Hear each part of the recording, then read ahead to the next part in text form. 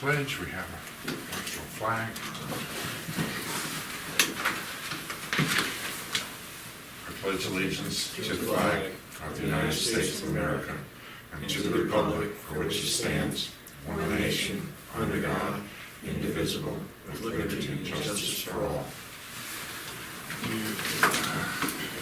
The agenda. Move we approve the agenda. All in favor? Oh, yes, sir.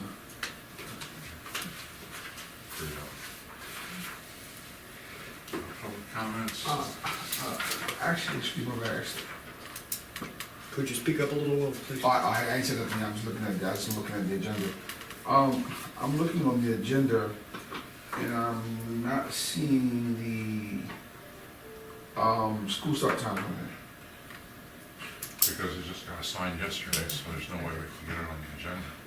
Well, my thing was, I thought that that was gonna be a whole board, move, not an actual, committee, deal. The last time I I'll had. talk to the chair after the meeting about it. You want to talk about it afterwards? Yeah, that's It's something. not really not our agenda, but we can talk about that if you want to after the meeting. Okay, that's what's up with it coming to this committee now. Right, because I was going to talk about that at the end, because how we were going to handle that. Okay. Thank you. Public comments, we have no public. Send it to you. Okay. Approval of March 13 minutes. Try to find it tomorrow. Thanks.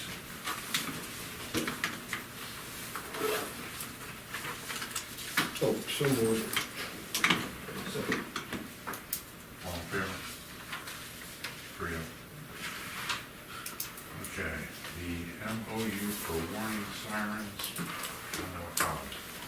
And is behind us, and Where do you want me to stay right here? you can come up here if you had. Wherever you're comfortable. I think you said you had a few things to pass out. Yes, So we did. if you had at least copies of. Those cards to go with each.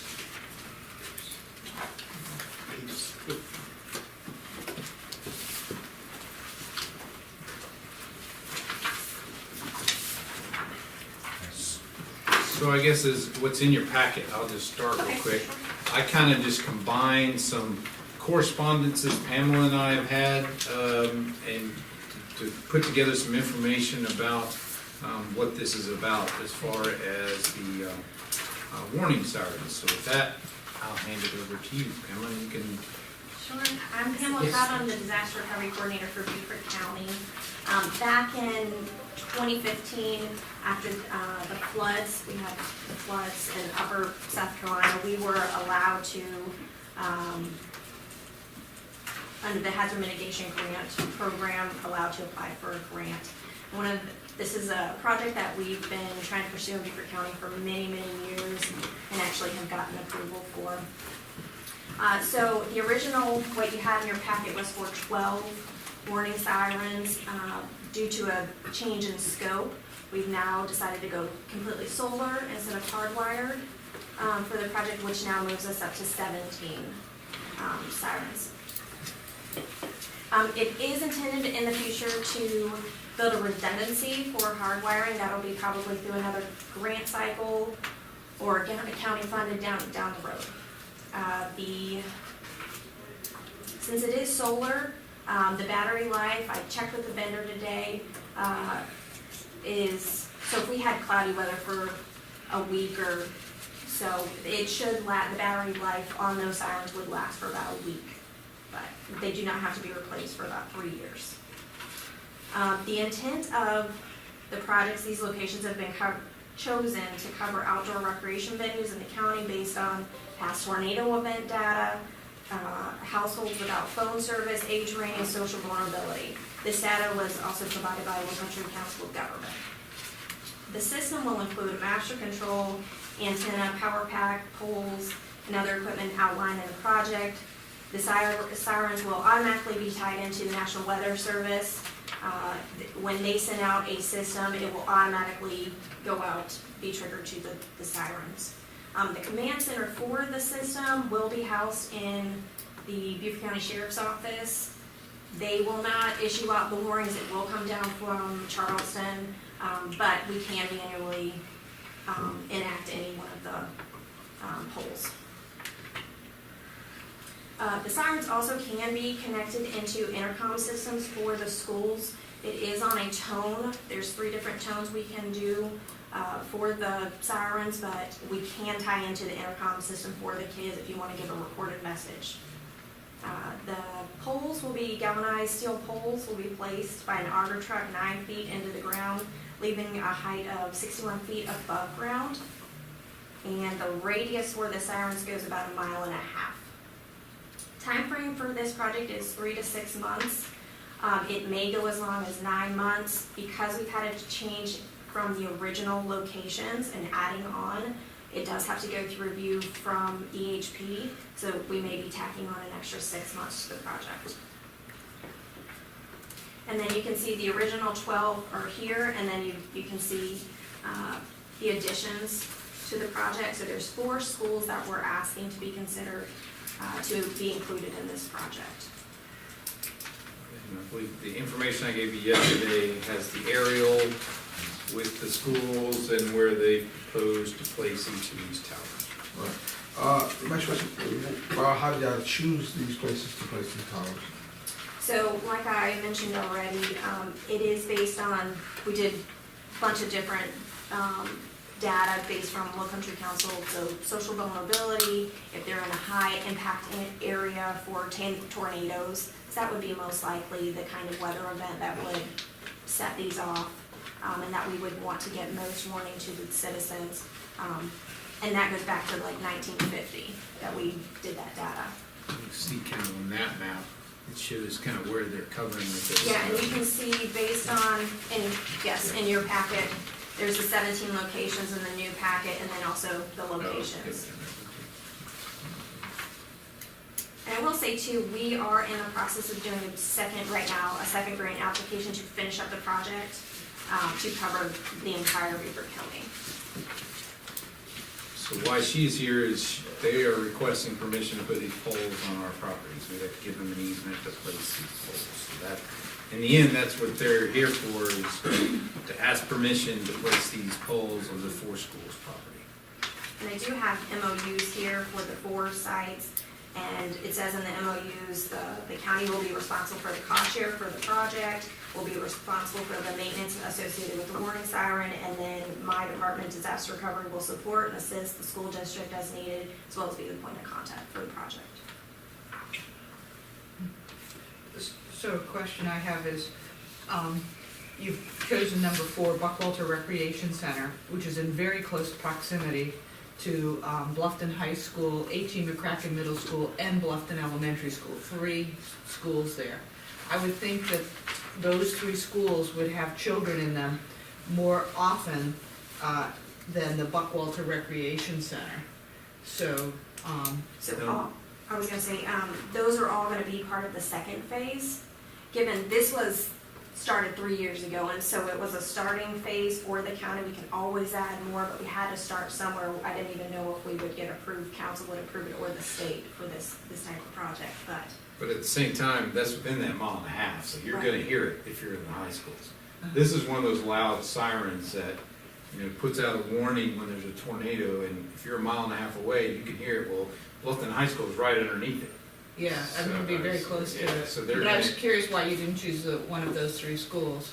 Well, I also was trying to take into effect county-owned property, just so, in case, because originally we were talking about hardwiring, so that meant costs associated to all the various agencies, and so we were trying and make sure it got implemented and started, and from there it would be much easier to add on and go through a grant and get approved. Thank you. So, but basically, from here, she comes to the board meeting, and then we ask the board to approve it, correct? Well, you have a lot of easements tonight, and I believe you can approve it as a committee and put it on consent agenda for the board to then approve. That's what I was thinking. But that's only if you're unanimous and all 3 of you agree to approve it here in this committee. And where's the MOU? I have I did not give you a copy of that, I just gave you the locations. So 3 of them Yeah. have been signed by our county administrator. The May River one has not. I gave him a bunch of additional ones, of course, and he was kind of like, go ahead and get those signed and then bring them back, and so no problem. But I do have those 4 if you'd like to review them. It'd be hard for us to recommend the board approval without seeing them. Sure. Yeah, no problem.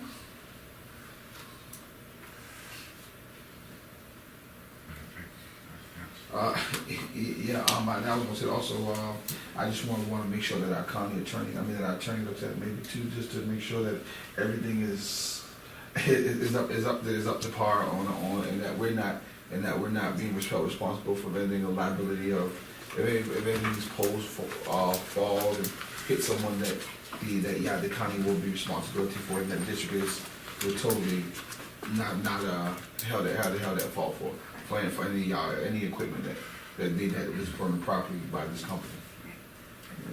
All right, so the next step would be to get the MOU. I- You would get them, have Wendy review them, and then we'll revisit. I think, well, if you wanted to do it, well, we can go that way. Another way would be to approve the concept and give the attorney the power, ask for the attorney's review, give the superintendent power to sign, as long as it's agreed upon by the attorney or something. What do you think? Fine. Fine with that? That way she wouldn't have to come back, but, Right. and you can still make sure the attorney reviews it before signature. How do you want to go on it? So I would move that the committee recommend to the board that pending disposition by the attorney, that all seems to be in order legally, that we approve the project. As long as the attorney looks at it and only to approve the ones that she had the MOUs for. If she only had 3 MOUs, tonight I'm only gonna vote on the MOUs that we have. Well, I think you're saying that we can get them to the attorney. Right, I have them here, so I can send it to you electronically, or you can take these hard copies. So we can get You're in agreement, right? You're saying the Yeah, same yeah, thing? Okay, that's fine. All right. Is that a motion? Yeah, that was a motion. And you second it? I'll go to the second In motion. favor? All right. Did you get that? Yes, pending approval of the attorney. Yeah, we recommend approval. And you can decide whether you want to put it on consent or not. Yeah, okay. Thank All you. right, thank you very much. The MOUs are the ones that are highlighted, those are the, which ones? Yeah. There are 4 schools and if, One, two, three, four. can you get to me That's what I'm electronic? asking. I can, Okay. I will be happy to send it to you, All right. just so you can vote. Before we go on to the next item, we don't have future agenda items on here, but since I have to leave early, can I make a request for an agenda thing? Because of the district-wide impact of start times on nearly everybody, I think that we should try to meet before the May meeting of this committee to get started on handling that as a topic. So I'm asking for a special call meeting of this committee. That's what I was going to do. Oh, okay. So we could just focus on that.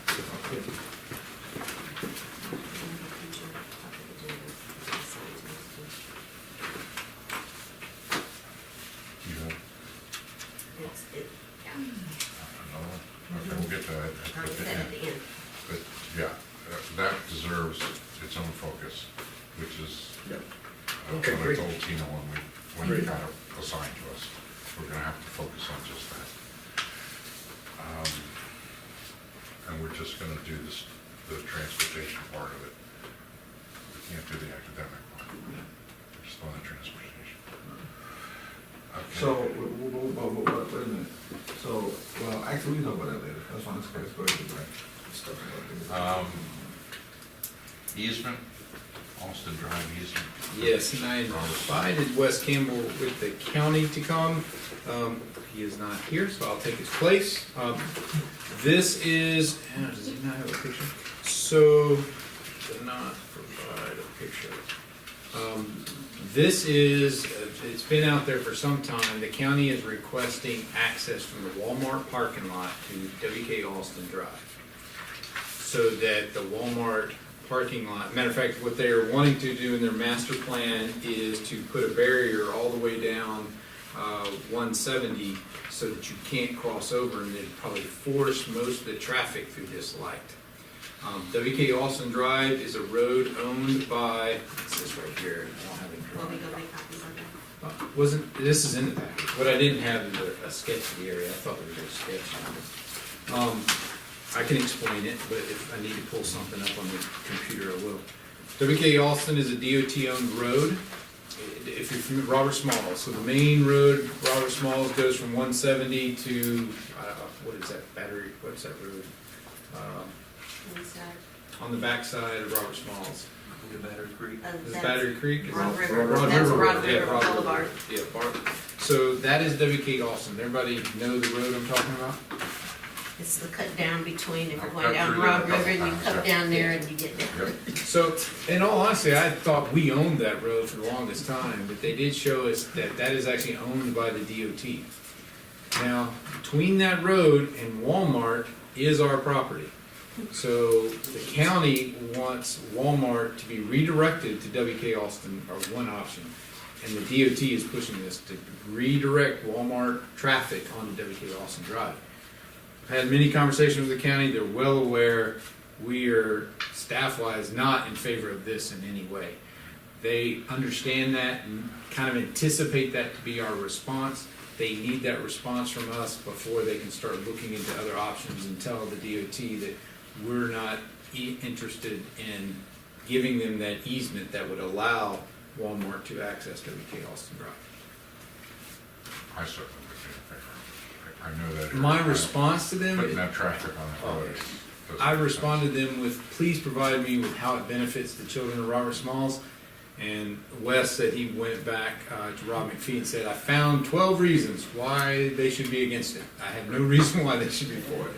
So they recognize that this is not, the county recognizes that staff at least would recommend not doing this, and they're not going to be surprised when that's our response. How about that? So you need a motion from us not to approve it? Yes, I mean, this letter here is, yeah. Well, what you're saying is that we are not in favor of granting an easement to the county for this access to WK Austin Road. Yes, sir. Move that the operations committee rule in opposition or not in favor of the request for an easement for the road to Robert Smalls Academy. I'm not second that. So we're recommending the board not approve this either. Correct. Move not to recommend in favor of the easement. Right, not direct. Favor? Yeah. No. Oh, All in favor? 3 of. All right. So, yeah, I don't think that can go on consent. No. Because it's a no, No, it's right, a exactly. non-consent. Okay, Well, am I allowed to write a letter in so response? valid motion has been passed. Okay, so we can, or the superintendent will write a letter pretty much just saying that we, Committee is, you can't say the board, but you can say the committee was against it and is not Yes. recommending this to the board. Okay? Yeah, that's perfect. Let me make a note real quick.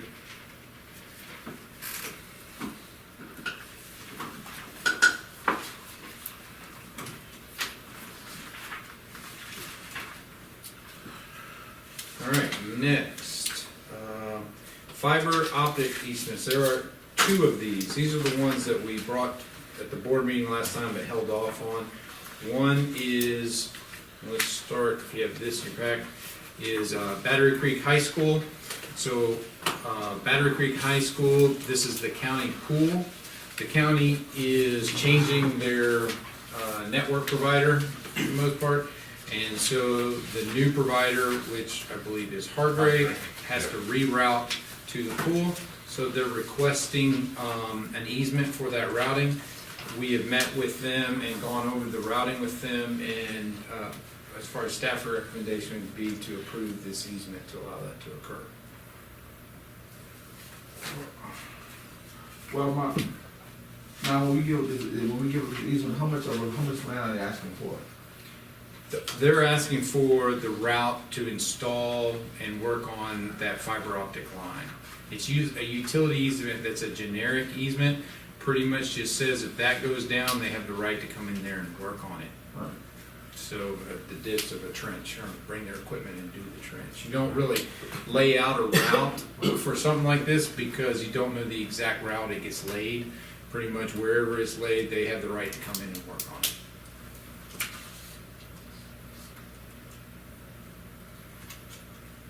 I think I better recuse myself on this. Well, the only, you see between this tennis court, Yes. I'm just hoping that they don't tear, like, you see along that way, I'm just hoping that they don't tear that up. I hope that they're gonna go under that, right? Oh, they're off the tennis court. That's in this grass Oh, area. no, right. It moves That's to what- the grass area. Right, that's what I'm talking about, this grassy area right here. Yeah. I guess they're gonna go underground, right? Yes, all that will be underground. As a matter of fact, I think a lot of it's bored underground. In other words, they're gonna take a machine and shoot it underground, and they're not gonna even dig, they're gonna shoot it from here to here, so they Yeah, won't even tear up the grass when they dig it, when they Okay. shoot it in the ground. I just want to make sure that it wasn't above it, because I know they drive away, that's fine. Yeah. So that's no problem, and basically, the motion is to, Would be to agree to the easement, to agree for the staff to finalize the easement with Hargrave for the fiber optics at Battle Creek High School. right, I agree to the motion to allow the fiber optic company and the staff to Finalize the agreement. finalize the agreement. They're liable for any damage, right? They did our property. Yeah. That's it. Well, I might need to be part of the motion, I don't know. Or- By allowing staff, we'll make sure that's in, well, I mean, if you want to, you can add it. It's up to you, it's your motion.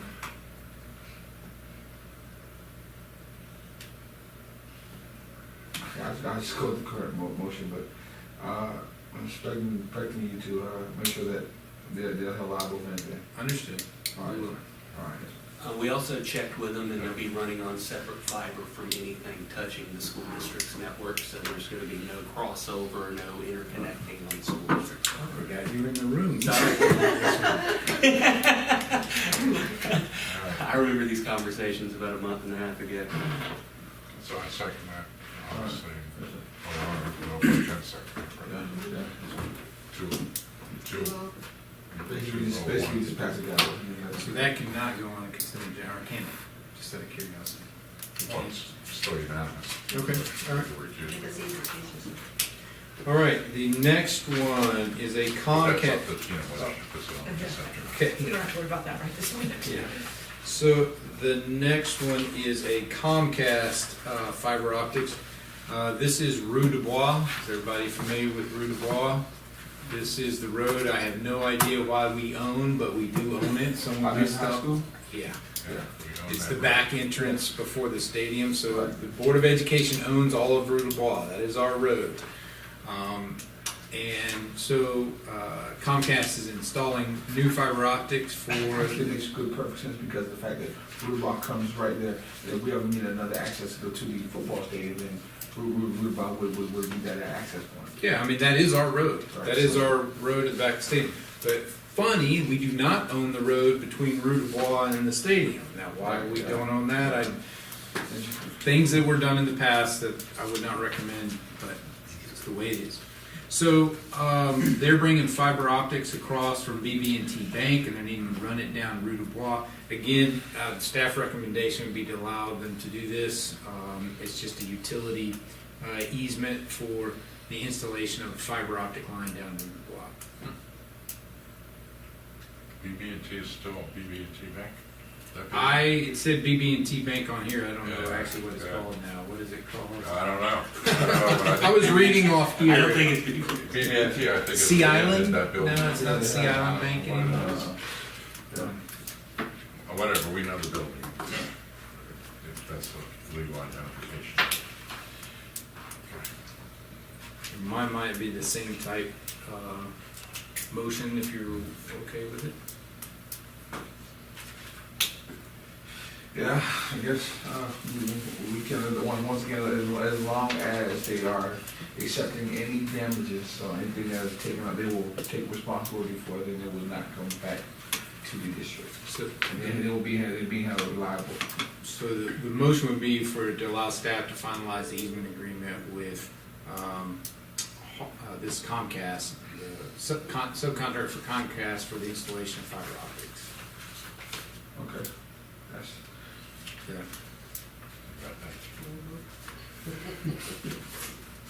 I'm Same, recused. same. Oh, you're recused from this one You're- too? Yeah. you're- I'm recused on the first one, I gotta do the second one. I can't say anything on the second. Okay. All right, the next one. So it's 201. Yeah. I believe this is gonna be, more for information, nothing to vote on. And Ryan, Lyle with, Andrews Engineering is here. Do you want to take this one over and talk about it? I can. So I will let you take it over and talk about it. These are entrances about the entrance to Beaufort High School, so feel free to, what's that? Your name again? Ryan Lyle, Lyle, correct? Yes. Did you happen to pass out any information? What I gave them is this that shows the three options, that what you sent me that has the three options. You showed up, so you know, I'm gonna let you talk. So they have what you sent me. Great. So in a nutshell, back in 2017, the city and the county got together and they hired Stantec Engineering and Ward Edwards locally to review the traffic patterns along Ladies Island Drive. And as a part of that, there became a 1-cent sales tax program that just got approved, and part of that is corridor improvements. And I think it's not like segments, but it's areas of work, and this is the first one, and it involves Beaufort High's access and Sunset Boulevard signalization.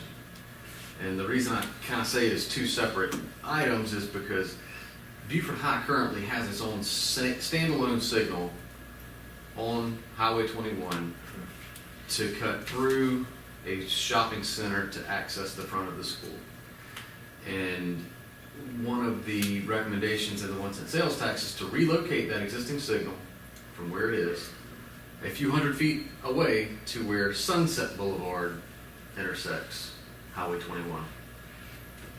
And in doing so, that causes us to relocate the entrance to Beaufort High through, almost directly through the middle of a commercial shopping center, which has an adverse impact on that current operator. So it's, from a traffic standpoint on Highway 21, it makes sense to move the signal because it benefits a lot more folks than just the school. So But this, it doesn't really help the commercial operator. And so what we've been tasked with the county is to seek out alternate options that will work for everyone. And one would be to assume, listen, if I can, I'm gonna show, so this picture right here is what Ryan just described. Here's your existing, if you wanna see, how about, here's Beaufort High, here's where the existing entrance exit is. It pretty much goes right to the light here. So here is Sunset down here. And that, they wanna move the light from here to here. And part of that has to do with that whole Ladies Island intersection and trying to reroute traffic around that intersection. or you move right there, would that be on the other side of that gas station? yes, Yeah. So So, basically, you're taking one. this is one option. That's the first option though he described, is That's no for me, but go ahead. kind of rerouting it through this center to that light on Sunset. So, now go to the next. I want to make sure they had that picture in their head. Right. Before, we went on to the next option. Or we got this on. Okay. So We got this one. alternatively, Beaufort High, if we look at Highway 21, so here's the bridge, here's downtown. Highway 21, what I showed yellow and pink are the corridor improvements along Highway 21. So it's pathways both sides, that's all nice. Well, this plan specifically removes the connection through the shopping center and reroutes it almost solely on school board property and connects it to Meridian. And the theory here is that we can't keep the signal where it is and put a signal at Sunset. The DOT wouldn't allow those two signals to exist that close together. So it's likely that Whitehall development is going to require a signal at Meridian. Sunset, a signal's needed, and then you've got the Publix signal. So only 3 stoplights between the bridge and Walmart that stops traffic, because DOT is all about making sure people keep going instead of Stopping and shopping. Yeah, exactly. So this conveys the traffic more seamlessly than multiple signals in close proximity on 21. And so this is a very simple solution to just move the signal from where it is right down the street, but it just, Right, but we don't know that it solves the problem Good with question. school. If you come through here, would you not be coming to my practice field? No, sir, we would dodge the practice field. It's all woods behind the practice field. There's a significant, I don't know, 15, 20 acres it looks like, that involves the practice field and some preserved trees. So there's probably 2 or 3 acres of trees that we would cut through in one residential lot along Meridian to connect to Meridian opposite where all Whitehall traffic is probably going to come out to. So Whitehall on the river is going to have a right in, right out onto 21, but also connect into this this looped county roadway right here. And aligning driveways is part of what the county and the state want us to do. And so there just happens to be 2 vacant lots opposite that drive. So the acquisition of 2 parcels might be a lot less costly than the acquisition of all of this commercial development improvement.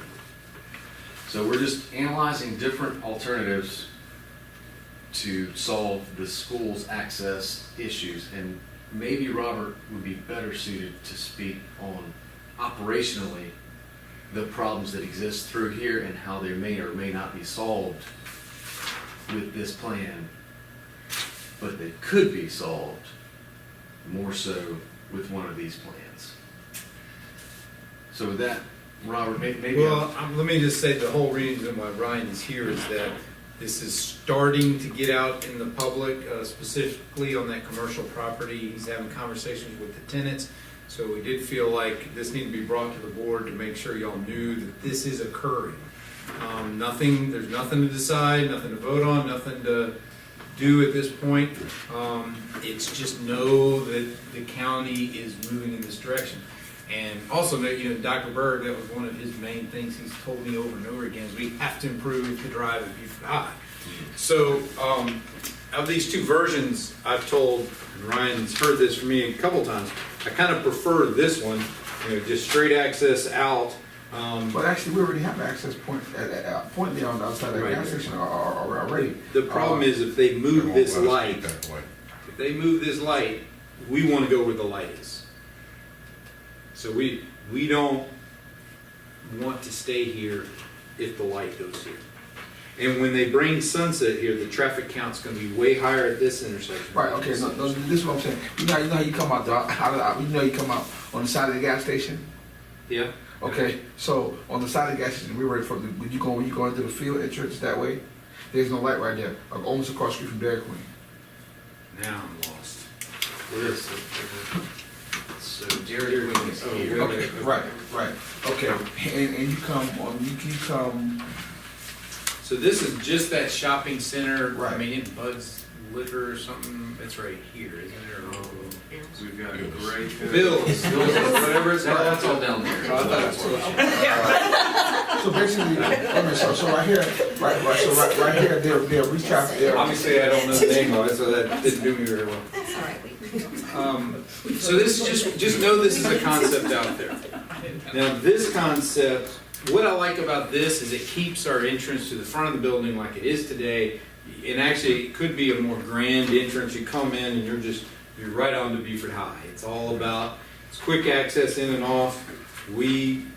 I've said that would be my preferred. Problems with this, of course, is that we're bringing our main traffic to the back of the building. And so the only way I see this working is this would have to be redesigned so that there's a buffer between this road and the building, and you really don't see anything until you come out here and all of a sudden you're at the front of the building. That's the only way I see this working. I've expressed that a few times, I think. Meridian's a two-lane road. Well, what's going to happen, so we've got a residential road back here. With Whitehall and others, this for the most part is going to start becoming a commercial road. And they may have to do road improvements for Whitehall and for us if we come out this way. So that is, I believe that's part of the county's conversation at least, if we're going in this direction. so, This is all just conversation. Just just want y'all, I mean, it's about to be out in the public They're having meetings. realm, so Meetings. they're gonna be talking about the Board of Education and our property, so I wanted y'all just to know what the conversation is. That's it. And actually, do you have a timeline, or do you know what the next step would be for the most part? so are they gonna make the decision without, asking us about which entrance, or how does that, that's my question. Well, just like, they won't be able to do this without our permission. Right. So, I mean, they're, when they get serious and decide which way they're gonna go, probably the first step is they'll ask us to do a survey of our property. And what we have done, just so you know, is that our big concern also is what OSF would make us do if this road comes in here. Because now that we've redone this entrance, OSF may require us to do some more fire lanes and whatnot. And that may depend also on who owns the road, whether we own the road or whether the county owns the road. I tell you, our preference would be the county to own the road for the most part up here. So that's all part of the conversations that's going on now, is we're now reaching out to OSF to give them these plans and say, well, if this happened or this happened, what would you require us to do? So that's our next step. I don't know what your next step is. So that's it, survey and analyze the costs associated with each and the benefits. You know, how are we improving the condition of the commercial operation? Because as you may or may not know, the old movie theater is no longer in business, but we're talking about revitalizing something. We're not sure if it's going to turn into self-storage, which would be nearly zero traffic, or it could be a whole host of other uses. The Pattersons, they're adding a dentist office here. There's just effects by routing this roadway through, or continuing to route it through that commercial property, as well as the what these commercial operators perceive as trespass parking that's not regulated as well as it could by the, the sheriff's office, what do they call those? Resource officers? Well, actually, they're just concerned about parking off our property, and that really wouldn't be a resource officer, that really would be the sheriff's office. City. Yeah, City. City of Beaufort, yeah. Where at, behind you, right? Yeah, by the old church. Yeah, Park all through that, there. the old movie theater. Right. And if we decide to go out to Meridian Road, I'm sure that the owner of that shopping center would be more than happy to make a good donation to our athletic program. Well, and here's the thing is, to be quite honest, right, the county would much rather probably go out to Meridian Road, because all they'd have to deal with is us. Going the other way, there's about 3 or 4 entities involved, and it gets a lot more complicated when you do that. So, is that fair enough to say? That is. And so the third and final option that we have tonight involves, so not through the shopping center, not to Meridian through north of the practice field, but utilizing existing Yeomans that comes in past the pool. So Yeomans comes up to Carolyn, the segment of road that you say you you don't own, but you should, to connect Right. the school to the stadium. And so this would merely involve utilizing Yeomans and improving Carolyn / Geechee Road. You may or may not know what Geechee is. It's platted road, right-of-way / easement, part of it's dirt, but it's available for us to create the entry just off your property that this would achieve. This route. Yeah, that route would achieve, this route already exists, that's right into your front door, but Geechee improvement could also serve to. But then we do that would be give us one way out.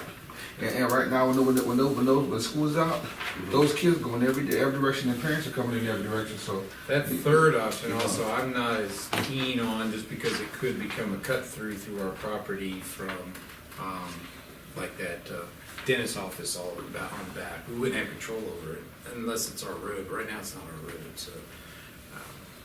Right, and where we were thinking is that we didn't want to perpetuate cars cutting through the commercial, so Geechee improvement, that would be solely school traffic only, and it would not connect to the commercial anymore.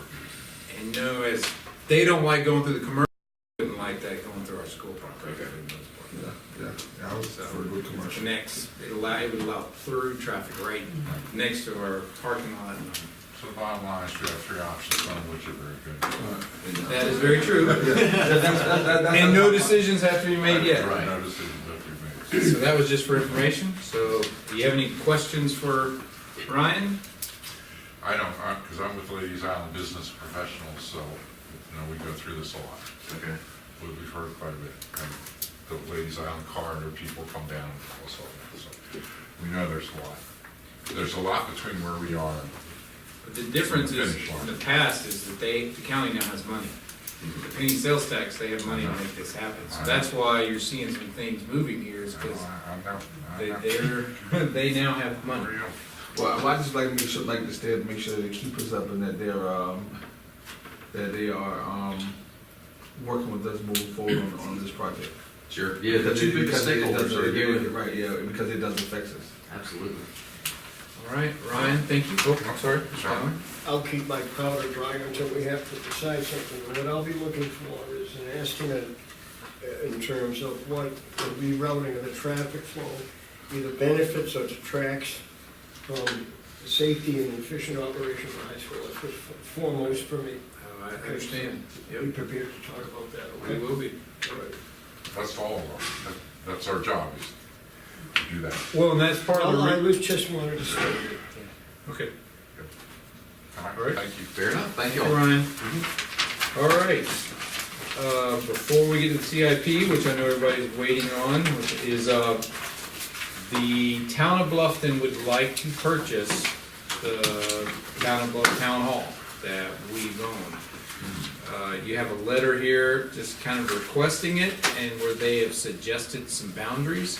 What stirred this on is they just completed the renovation of the town property, and they had to go through OSF, and they found out how unpleasant OSF is, and they don't want to have to deal with that again. They have a 99-year lease for right now, and I actually don't know what year we are into it, or does this say? I can find that out. But the question is, would the board, or would the committee recommend to the board entertaining looking into this? The first step would be to assess the property if we were gonna head in that direction. So basically, we own the building? We own it, yes. Well, why own the building if that's for sure money every month? Why sell it? It's a $1 lease. We don't make any money off of it. And I can tell you,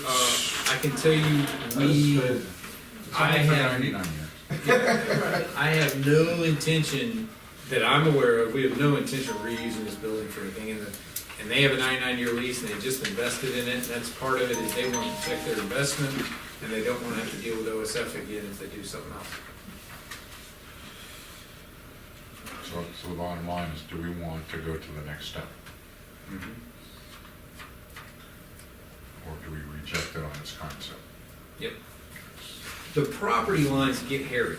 That, if there's any reason to reject it, in my mind, it's just, but they have been pretty generous on what they're requesting as far as they're not, I mean, the main thing we need is back here with all the bus parking, this entrance, so they've given that to us, so in all honesty, they've drawn the property lines about as best as I could ask them to.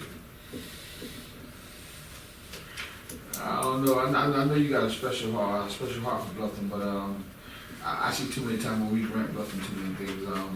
I'm not comfortable. I'm gonna have to walk out there and check it out. I'm not sure I can make a motion on that. All right, but this may be an opportunity to make some money off Bluffton, actually. But Well, that's the way I look at it. Get $1 a year, or we should sell it, but if you want to look at the property. John? I think we ought to bring it to the board to continue to let Robert go on in the process. We're not committing ourselves to anything. Yeah, well, that's what I think. So this is my district, and this land would be, this is very desirable location in Bluffton. You've got, as you can see, MC Riley is right there, the public pool is right there. I mean, I think it's not something we should give away. It's really in a real good location. Yeah, I don't know, the 1 year, $1.99 year lease. I mean, who did that? it's probably been about 10, 15 years old. So it'd be the school board? Yeah, the school board agreed to lease. So, I mean, there's no other use for that property that can occur until that lease runs out. So, in our lifetime. 75 years. Yeah, in our lifetime, there's nothing that can be done with that property. Except sell to them if they ask to buy it. Except we would block it from becoming anything other than what it is. Exactly. That's your. And they did just renovate that whole building. Right. And it looks like they park kind of, they don't really have good parking, that's one thing too. I don't know if Park across the street. they park kind of over here. Yeah. Yeah. Way over Well, They here. park right here. Yeah, and they park in here. That's one of our problems is when they park in our bus lot, and that happens. Yeah. And the good thing about this is at that point, we own it. We kind of share it now because we don't really have a hard property line with them in the lease. They just lease the building. So actually a good part of this as well is then we could really kick people out. Oh. Yeah, or we could put a gate across the drive and say we close it right after the buses are done. Whatever.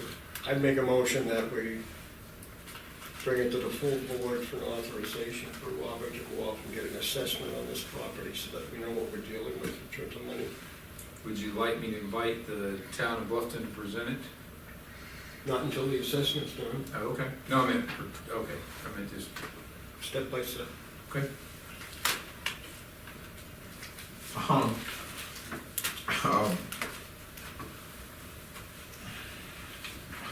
torn on. It's just for full board discussion. That's all. Oh, problem, yeah. I should execute that motion. And quite frankly, I don't think there's any time rush on this. So, Good. yeah, you could do it whenever you, 70-something. 70-some years. All right, all in favor? The motion is to take it to the board And also, real quick, I was gonna say, without a recommendation. right, Is that what you're yeah, saying? It's yeah, approved bringing it to the full board, and the question for the full board will be to authorize Robert to carry the process on by getting an assessment of the value of the land. All right, so ours is just to send it to the board. We're not making a suggestion Correct. on So the we're- next step. so- It's just a process step. So my question is, so the recommendation is just to move it to the full board. The full board would decide if they want to That's what I'm trying authorize to get at. Robert to do the assessment. That's correct. So you're not asking him to do an assessment? No. Okay, no. that's what I'm We're not trying to find. recommending anything to the board. Now, I was gonna say, too, even with that 1 year lease, I'm sure there's something in there, we can violate that 1 year lease. 99. I mean, about right now, yeah, whatever, but I'm sure there's something that where we can violate that, and we can say, hey, look here, we wanna sell it now, people go against lease agreements all the time, so that's nothing contrary to popular demand, but if someone comes and offer a school district $6 million, I mean, or $2 billion, I'm sure we're gonna say, look here, it was good knowing you, but we have a good relationship, but we go ahead and pay out. I'm sure there's probably a bonding contract somewhere that says that this is what you have to pay, especially with them just remodeling it, but I just want to put that out there. The motion on the floor is whether or not to bring it to the board. And that's true, but I just wanted to, in the process of talking about your motion, I just wanted to bring that up as well. You second the motion? Yeah. Okay, all in favor? 3-0. When I bring to the board, I'll Just bring it to the board. include a copy of the MOU. All right, now, not CIP update, 8%. Last time, there were several questions you had, and one of the things that was requested was that those items that would fall under the referendum be placed in a referendum column. So I have added that column. Note that this is if every item in the referendum goes forward right now. So if it's decided that the referendum is smaller than every item, some may move all out of that column into a push column. So know that. There were a few items you had questions about. I'm going to start with Mark since he is here. The reason why I invited Mark was you wanted more information about the technology items. I think there's 5 million. Let me see what line item that is. 5 million.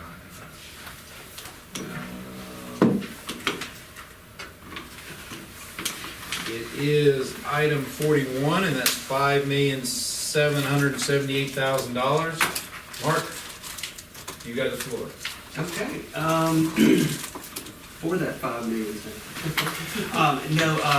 Items on the agenda for that $5 million is number one, $2,350,000 for the replacement of K through 2 iPads. This is all K through 2 throughout the district. Those devices are going to be 6 years old, which is already a year after our intended life cycle, which is 5 years on those devices. What is that number again? Sorry. $2,350,000. It's item 41. Has the academic committee weighed in on whether And continuing? that's strictly what we go by. The academic, the ISD section deemed K through 2 for iPads and 3 through 12 for Windows devices. So until they've made a change, which they haven't, I just feel the need of doing the refreshes roughly every 5 years on iPads. Okay, good.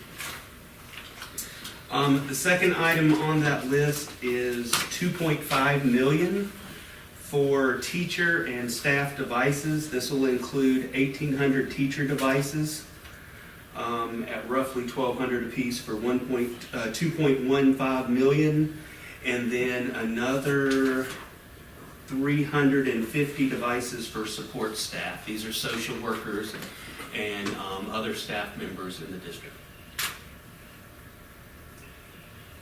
To me, it's something like an oil change. You get one every 3,000 or 10,000, right? Yes. So is this the kind of refresh that's mandated by operating system support in the company, or is it just a general rule that every 5 or 6 years you'd like to refresh? Twofold. The biggest problem we have is about the 5-year mark is when we cannot get parts anymore for these devices. Mm-hmm. So we can't repair them, and once they break, we set them on a shelf to go to auction. Yeah. The second part of that is, yes, you're right, as the technology changes, most of the time the processor and RAM is too slow to run some of the applications the students use, AutoCAD, Photoshop, those kind of things. So yes. Thank you. So these are refreshes on the teachers? Yes, sir. They will be, next summer will be their 5th year with these devices. And we're already having troubles right now getting the screens because HP has discontinued that model. They usually discontinue at about the 3-year mark, say they're going to ramp up production of parts and carry us through our last 2 years.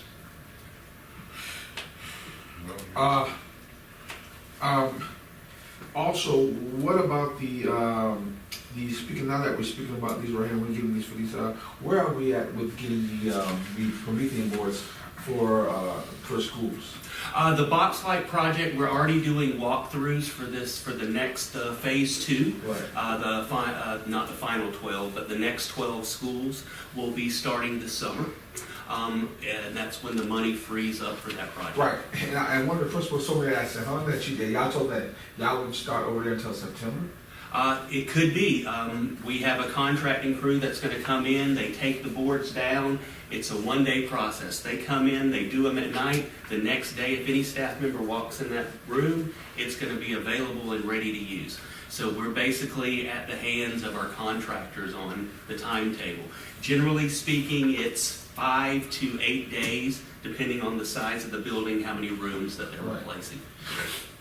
And my concern, one of my concerns there is that that's one of our low achieving schools, and a lot of those teacher classes, those boards are not working. And so I was hoping to get those done by this summer. I want to know what's stopping us from getting that done by the summer. We structured the whole plan as per how they were installed originally 12 years ago when we started the Promethean project. So we followed that same strategy on the layout of when the buildings were done. The only But can that be changed? Well, I'm not really asking. Yeah. I'm saying that it needs to be changed based on the need scale, based on need versus want.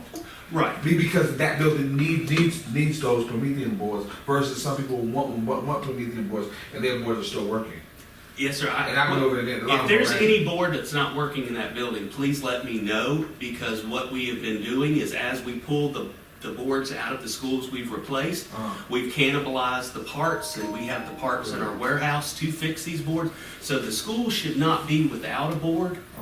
So please let me know if there's any classrooms out at St. Helena. I'd be happy to look at them. But with your argument for St. Helena, it's going to be the same argument I'll get for Shanklin, Broad River, because they're going to say if we get bumped back, why is that the case? Well, I mean, I have no information that they need their boards, but the people on St. Helena have been telling me that.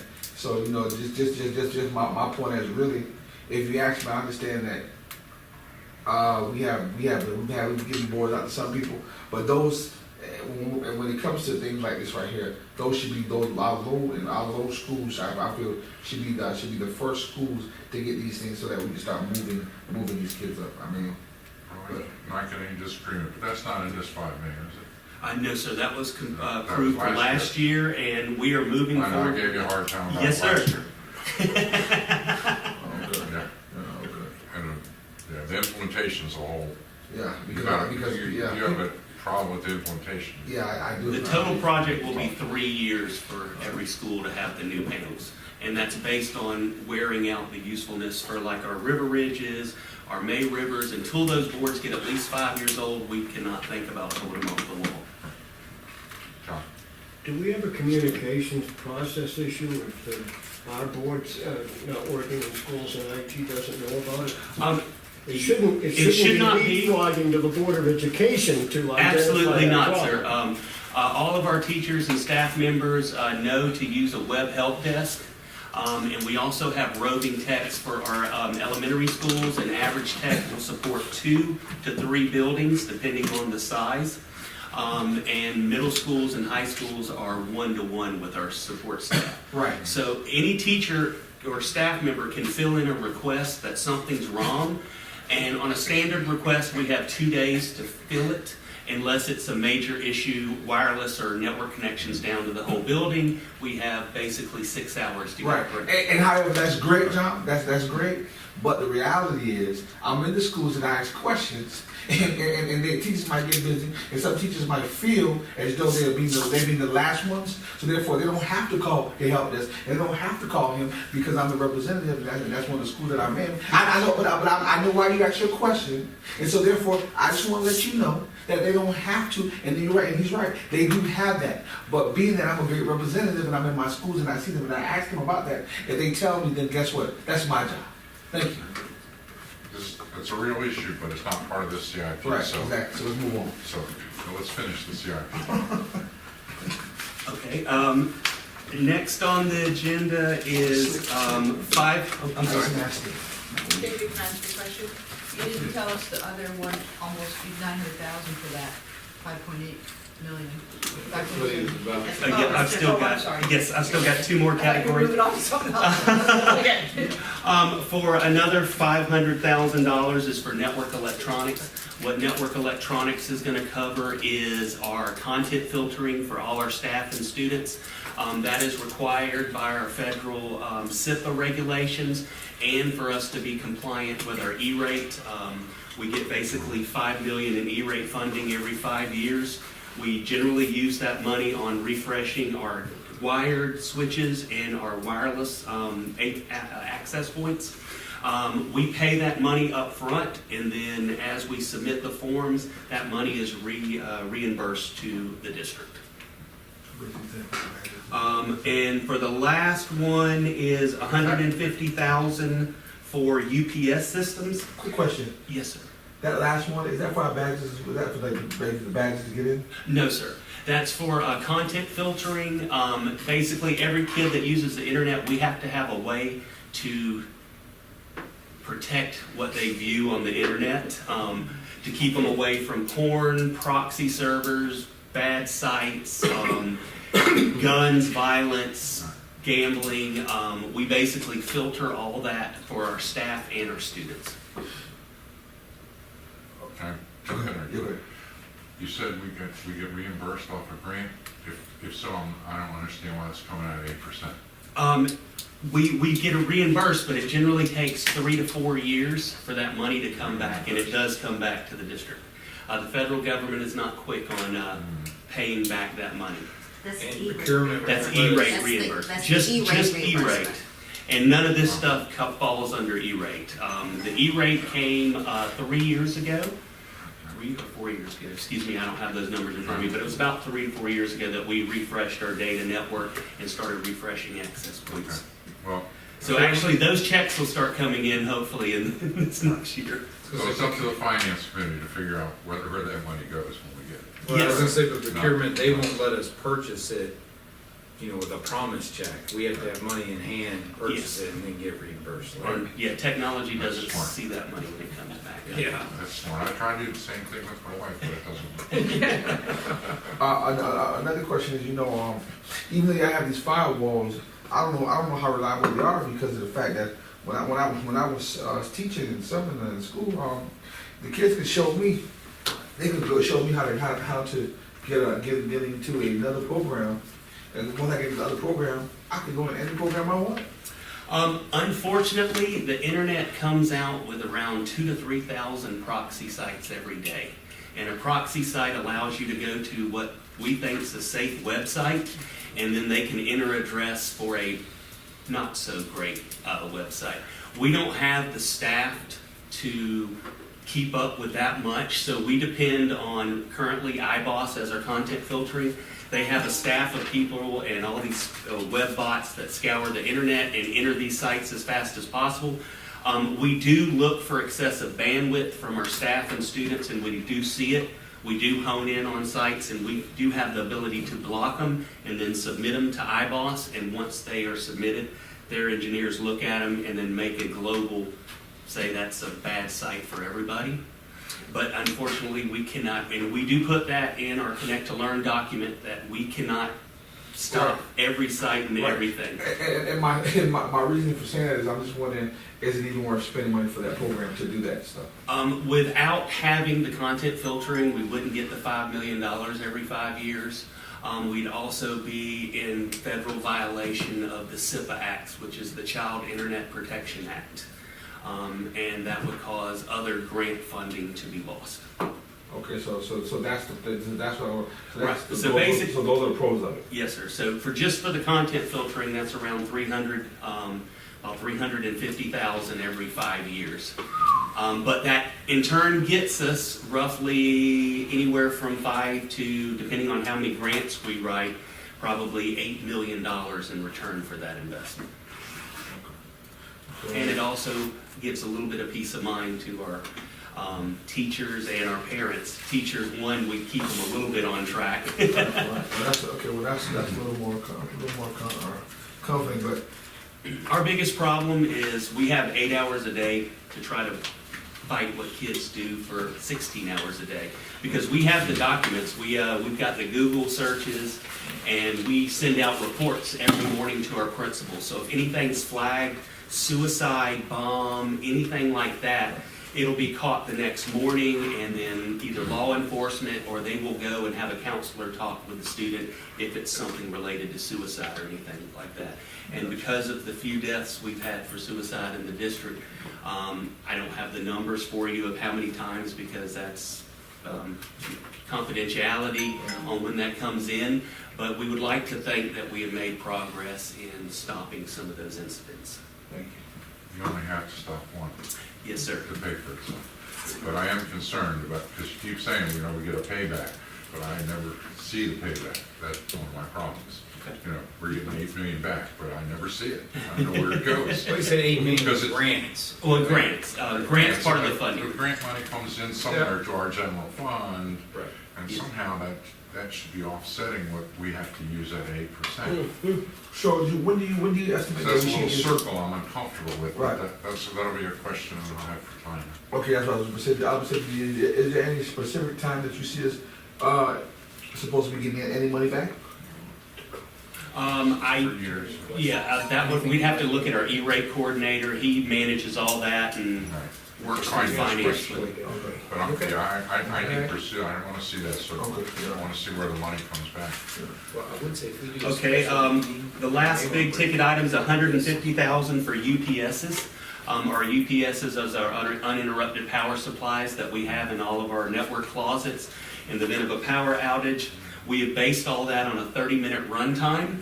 Unfortunately, OSF has informed us that 30 minutes will now have to be increased to 90 minutes due to life safety reasons, because as things move along, most of our telephones aren't an independent system anymore. All of our telephones are pretty much running on our data network.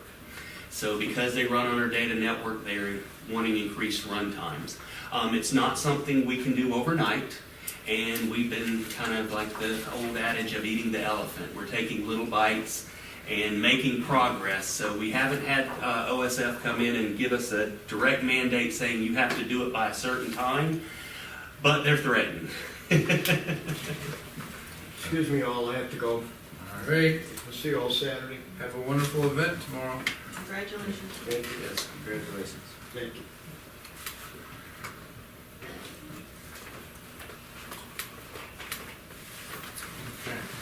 Those are raw costs. And Oh, yeah, can we go back to the first one that you showed that we spoke about the technology? the iPads? Yes, sir. Yes. What grade level will iPads be going to? K through 2. Because I want to say, I'm not excited, and I don't think that we possibly to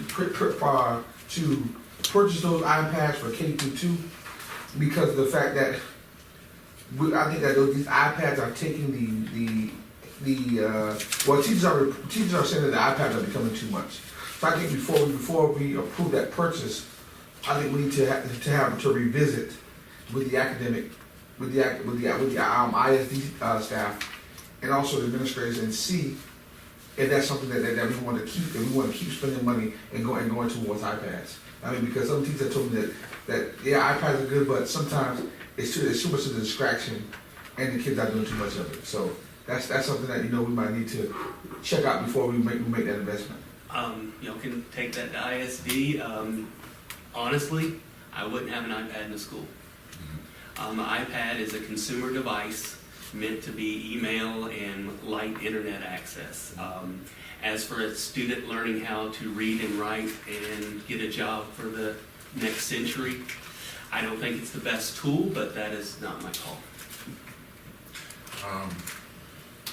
I agree with you, by the way.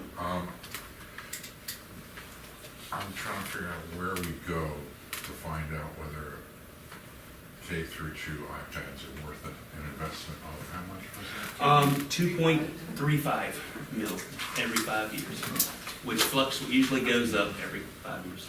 Well, you'd have to say that you're gonna take them out of the hands of kids, because right now they have them. Right, I know. Currently, they are in a cart, so each classroom has a set.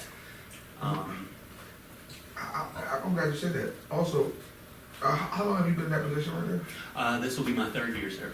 And the reason we asking because I was somewhere here recently and someone just said that the district that we donated a cart to them with iPads, and I was just wondering if that was true. How come the board Should not be true. didn't know about it? You know, I mean, and not to put you on the spot, but because you might did not know about it. I don't think it could be from a school or something that they donated those iPads. And I was just trying to figure out how could that happen.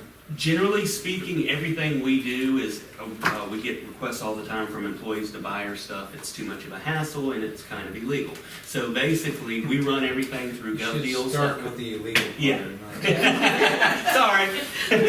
We run everything through govdeals.com, so we auction it by the pallet. Somebody comes and picks it up, and that's all handled through finance. We do I don't that. think you can even donate to another school. No, you can't. One thing you can do is you can sign an MOU between the school district and like an organization that's maybe doing a reading program in our school that we allow them to use our devices. But no.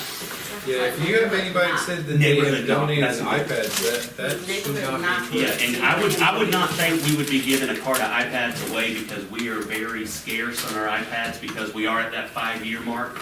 And pretty much when they're breaking now, it's beyond. So that has to get verified. Yes, please.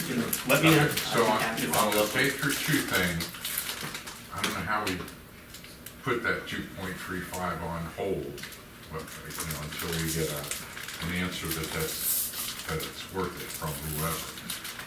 Would that be from instructional services, or would that be from our committee, academic committee? I mean, that kind of has to come from you guys. Mark and I are here to No, provide. We facilitate. Yeah, we don't make I'm those thinking out decisions. loud. I'll make a motion that we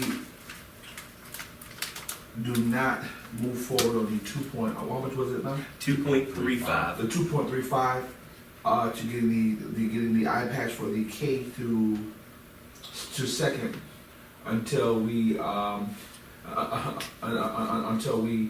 make sure that that is a need with ISD. And recognize, I don't think you need to make a motion. We're just Move it to the reviewing push. it. I'll move it to the push. And you could ask, bring to the board as part of your, if somebody needs to look into it, you say, have somebody look into it. But for the most part, what you're telling me, because before you make this recommendation to the board, we have a lot more items to go through, so that was just one. We would move that to the push column, but that's something you don't want to fund, or you're not recommending to the board to fund. Right, without that. And it'll be up to you and I to find out Okay, so. that we're getting a benefit on it. So we move that to the push column. So, That gets our bottom line down Well- real close to 20. you're getting there, yeah, I mean, that was what I was gonna look for, is what direction do you want? I need some big items to start moving this down, and Yeah, just a that is a big item. quick subtraction from recommended 2. 0.35 gets us down to 20 something, right? Yeah, you would be close to 20 million. commas. Yeah. So fast, do they leave the building, the No. iPads? No, they stay in the class. We don't really, except for Red Cedar has a 2nd grade class that takes home, but we gave them Windows devices to take home. All the iPads stay in the building. The biggest problem is it's very hard to content filter them and make sure that the child's not gonna be looking at unwanted things when they leave the building. The actual number 3168 Graham right now. Yes. Mark, you're not doing any advocating for keeping it here? That is not my call. I will install what you ask me to. I will make it work and I'll keep it running. But I'm not an educator. I'm more of a technology person. So the number with that off is 20,818,149 is where you are right now. Okay. Anything else we had questions on? Yes, there are certain, and so what you'll notice here is I've got recommendation 1, so that was my original. I've gone to recommendation 2, which is my latest. And so you'll notice if anything was in 1 that's not in 2, I've moved it to push. And then, of course, I created the referendum column. Referendum, yeah. So some of the questions you had last time was about Bluffton Middle School and warranty work. And that is item number 34. Yep. So there's 121,551 in warranty work. That is, so I did ask our roofing consultant about it. The problem at Bluffton Middle School, and it's been an ongoing problem, was actually the way it was constructed. It was constructed improperly in a way that's not recommended today. It was a shingled roof that is putting over, had no air gap between it and the metal deck. And it's causing deterioration to happen on a regular basis, and pretty much that roof is gonna need to be replaced at some time in the not too distant future. So the shingle manufacturer is not going to warranty that because of that, which for the most part is a design issue on how it was done. And eventually what's gonna happen is that shingle roof is gonna need to be replaced, and the recommendation would probably be to replace it with a metal roof that would last longer, and this problem would then go away, and to correct the problem at that time. So really, this money here is to keep repairing it until we have a chance to replace it. And Bluffton Middle was installed in 2010, so it's just under 10 years old, but What would it cost you to go ahead and replace it? I mean, versus just keep fixing, keep repairing it? if you were gonna do it, I have that on my phone actually. I mean, I don't want to just keep patching it because you're losing money.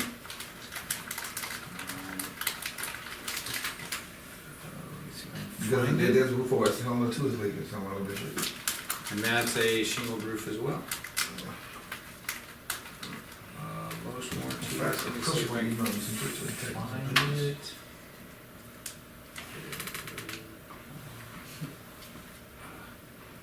Now that I probably attach. Did y'all have any more technology questions? Why am I looking on this? Well, let me find, it was, See, I know you need to exit. That's right. I get to go home and do homework with my kids. Oh, that's it. Okay, did we have any more Work technology? hard. Did we have any more technology questions? no, that's the bulk of the technology money right there. So, All right. if you, I do have a question for you. Y'all have a great afternoon. Thank you. how do I attach the previous? There you go. Okay, I've got the numbers. So the, to re-shingle it would be, his estimate was 425,000 to 525. To replace it with a standing metal roof would be between 1.86 million and 2.33 million. But re-shingling it is not going to, fix the design flaw. Mhm. That's a waste of money. You see what,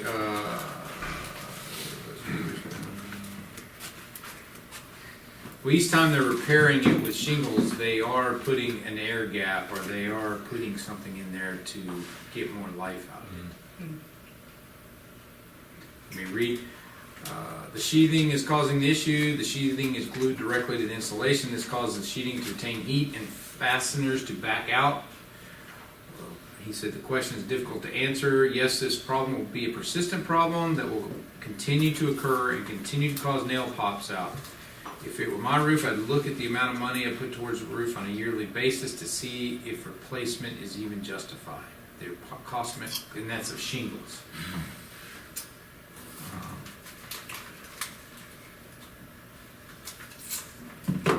So what his recommendation is to eventually replace it with a metal roof.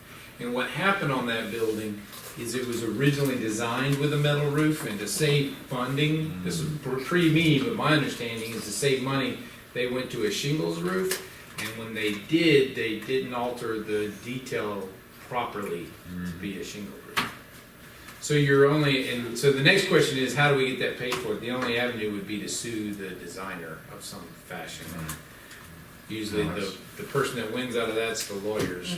Right, right, and by the time you get it, the thing's deteriorated. Yeah, my So- other question is, how does it end up in the 8% as opposed to referendum? I don't know who makes those decisions. Well, as of right now, I can tell you that roof That's is, a heartstring item. well, that roof is right now not in the referendum list. It is not included. Because it's hard, I can tell you why I'm not putting it there. It's only 9 years old. It's hard, that's a hard thing for people to support, putting a new roof on a building that's only 9 years old. I mean, it should not have happened. Right. Quite I simple. understand the irony. Yes. It's hard for people to support, so we're gonna do it without them knowing. Well, we're not doing it without them knowing it, but Yeah, you know I what I'm would saying. hate for something like that to kill the To kill the referendum, all the other projects on the referendum. I mean, in my mind, it's better to fight it, and we're not asking to replace it yet. We're asking to continue to repair it as I hear you. it I hear goes. you. I hear Well, you. Okay. so should we wait or keep going? I'll keep Let's going over going, the 'cause we only got questions 5 more minutes. that we were asked last time. So vehicles, I had money in here for vehicles. I think it was item number 50, $144,000. So here is a spreadsheet of all our vehicles, their age and mileage. It's the one you see there with the nice color. And so as you see there are 6 vehicles with over 200,000 miles, 15 with between 115 and 200, 12 between 100 and 150. Our total vehicle count is 51. So in my mind, they should be replaced about every 10 years. I've been saying we need to replace 3 or 4, and that's my goal, but we probably should be replacing between 4 and 5 every year. So that would put us on about a 10-year cycle for vehicles if we're replacing 4 or 5. So $140,000 between on the vehicle type. For a van, we're spending right now about this $30,000 with a equipped van with everything that's in it.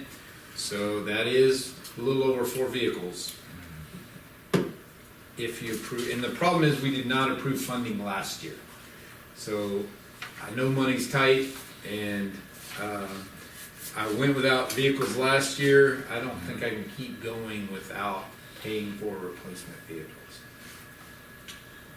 I don't have any issue with that. No, just, of course, is. 10-year cycle seems reasonable. Yeah, exactly, and do we need 56 vehicles, that's the other question. Yes. 51, but. Okay, whatever it is. Yeah, that's another question. Is. All right, what else we got? Yeah, exactly. All right, so we're moving on. Other items, I was asked, So what did you come up with, what did you come up with the building, how much was it, was it expensive? about $2 million to replace it with a metal roof. Versus how much would it cost us right now to keep replacing it? Well, what I'm asking for is $140,000 just to repair where there's issues as they come up. If you replaced it with a shingle roof, it was about $500,000. Is that? Okay. I guess that is cheaper. They told me to move on. Yeah, I agree. I agree, you gave me that to say, oof. So, so I just went over vehicle, this in your sheet is the age of the vehicles and mileage on our existing fleet for maintenance. Just that there's 6 vehicles right now currently with over 200,000 miles on them. And is that the one? And are over 10 years old. And those are the ones that's poor on the side of it? Yes. Okay. And did they have, how many new vehicles you have right now? Well, down here is the breakdown. So we have a total of 51 vehicles. There are 9 vehicles with less than 50,000 miles, 9 vehicles with 50 to 100,000 miles, 12 vehicles with 100 to 150,000 miles, 15 vehicles with 150 to 200,000 miles, and 6 vehicles with over 200,000 miles on it. And So this money is to replace 5 vehicles.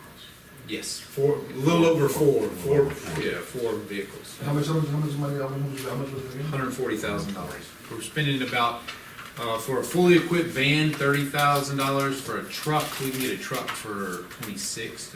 So it depends on the ratio between vans and trucks, but somewhere between upper 20s to 30,000 for a vehicle. I guess they work on it, business, traveling back and forth from the roads. 200,000 miles seems like a reasonable life cycle. Yes, it is. Like we've gone too far.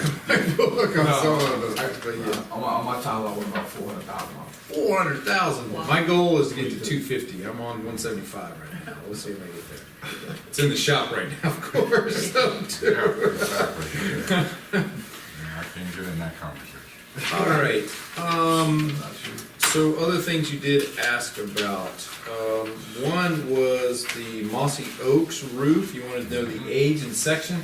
So I brought you volume 2 of our roof plan. So you can see I have 3 volumes of these. They're all this thick. They're back from 2011. You flip to Mossy Oaks. And the reason why roofs are somewhat... Everybody, you think of your house and you think of it's one roof. But there's Mossy Oaks. It's divided into... Yeah, I see it goes all the way to R, I believe, so 20 some odd roof sections. The roof sections that we're talking about replacing, I have on here replace. This report was done back in 2011. In 2011, they recommended that these sections of a roof be replaced in 2013. And they estimated that they were over 20 years old back in 2011. And they weren't replaced in 13? We have not replaced. We've had to keep pushing items back and back. We have not, and that's why I don't get another report done, because we know we haven't done what we've been told to do yet. I mean, we keep trying to catch up, but we've not. So that's Mossy Oaks. See what other questions we had from last time.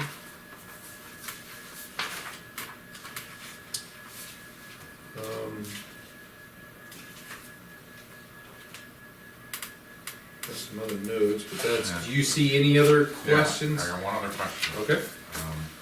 Line 128, the additional student parking phase, I thought we said we Push. weren't gonna do that. We were gonna push Which one is that? it. Line 128, Maybe River High School,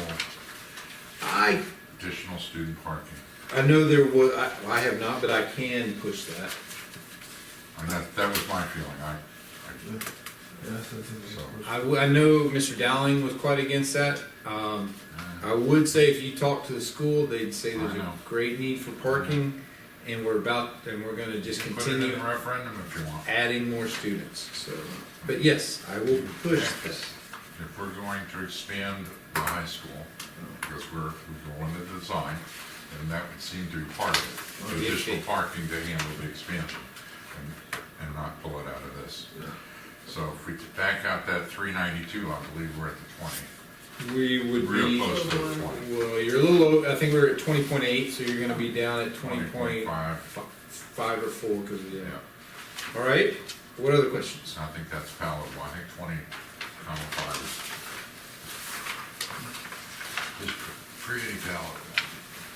So, that would be, well, now notice I did add some, I should point out I added some items here. Yeah, at the bottom. They're at the bottom. So the ones I added were lighting along Yeoman's Drive.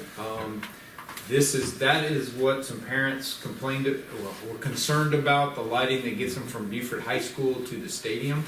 Yeah. We looked at repairing it, and upon getting all the repair costs, it's about $45,000, which as of right now, we do not have in the maintenance budget. You better try to get some flashlights. So I added that. The other thing that I added was the HVAC damper inspections. I think I had a sheet that had dampers on it. This sheet right here. So these are the damper. Prior to 2015, we were not inspecting dampers. They're required to be inspected every 3 years. And so we kind of put it on a program to do as many schools as we could. We have not finished them all yet, so we're actually out of compliance. And as we go along, we repair, and it can go from no repairs to quite extensive. I know Robert Smalls, when we came to it had quite extensive damper repairs. What these are the things that, in case of a fire, the fire alarm goes on, they shut close the air conditioning system so the air cannot be moved throughout the system. That's what a fire damper is. And we've been spending a little over $50,000 a year in the inspections that we have, and we really got to keep these going first just to finish Well, doing you said them. we were out of compliance, right? We are, yes, So sir. this is a no-brainer. We can, Okay. And fire safety issue. no-brainer. VPAC repairs, so we had an inspection done of our Performing Arts Center. The amount of the repairs with rigging and things of that nature was about $45,000. Again, we're tight on the maintenance budget, so I'm asking for that out of 8%.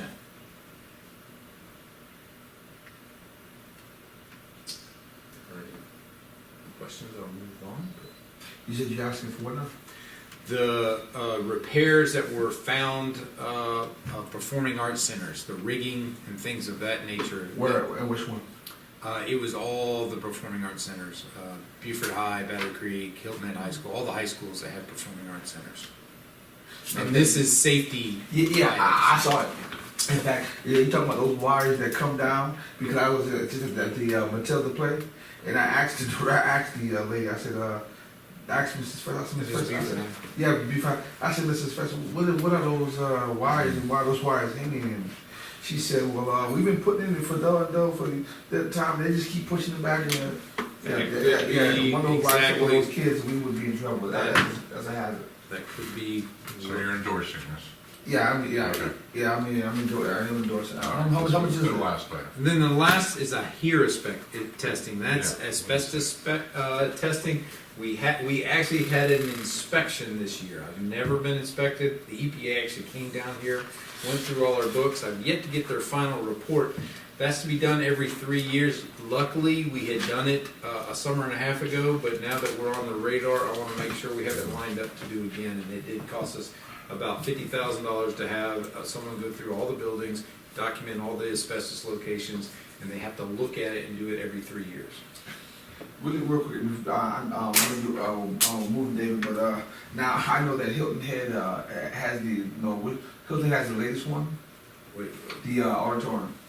oh, VPAC. I mean, VPAC, right? Is No, what we're talking Beaufort about? High has the latest one. Beaufort High was built after Hilton Head. So Beaufort High has Well Branch Early College is about to open, so it has the latest. But before Right. that would have been Beaufort High. And then Then it would have been Hilton Head.